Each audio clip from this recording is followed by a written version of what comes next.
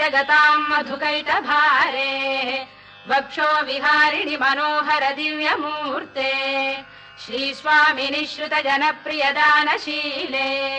श्रीवेङ्कटेश दयिते तव सुप्रभातम्